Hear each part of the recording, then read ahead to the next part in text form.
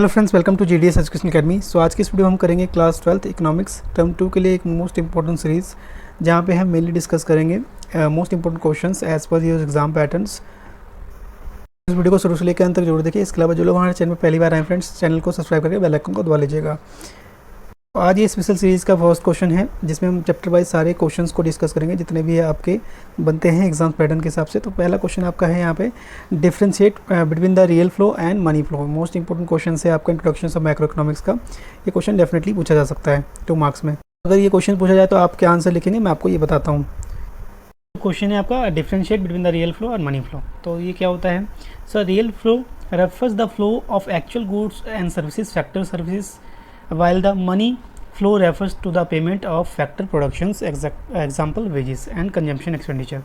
यानी वास्तविक प्रवाह क्या है? वास्तविक प्रवाह वस्तुओं या सेवाओं और कारक सेवाओं के प्रवाह को संदर्भित करता है, जबकि धन प्रवाह है उत्पादन कारकों जैसे मजदूरी के भुगतान को संबंधित और संदर्भित करता है और भोग व्यय को। तो इसको आप और इजी वे में समझ सकते हो। मान लो यहाँ पे आपका हाउस होल्ड है and this is your firm. तो हाउस होल्ड क्या करेगा? इसको फैक्टर सर्विसेज देगा, है ना। हाउस होल्ड क्या देगा? फर्म को देगा फैक्टर सर्विसेज, जिसमें आपका लैंड, लेबर, कैपिटल आएगा। ये सारी चीज़ें कौन देगा? हाउस होल्ड देगा। किसको? फर्म को देगा। और फर्म उसके बदले में क्या देगा आपको? गुड्स एंड सर्विसेज देगा। आया, यानी goods produced and sold by the firm. तो ये क्या कहलाएगा? आपका रियल फ्लो। समझ में आ गया? इसी को और किस नाम से जानते हैं हम? तो ध्यान रखिएगा, इसको और बोलते हैं, it is also known as the physical flow. क्या बोलेंगे? फिजिकल फ्लो हो रहा है यहाँ पे, राइट ना। जैसे ये लैंड दे रहा है, लेबर दे रहा है, ठीक है, फिजिकल फॉर्म में दे रहा है उसको, है राइट है ना। यहाँ पे मनी का कोई टर्म नहीं है, फिजिकल फ्लो हो रहा है, इसलिए इसे क्या कहा जाता है? It is also known as physical flow. Real flow is also known as physical flow.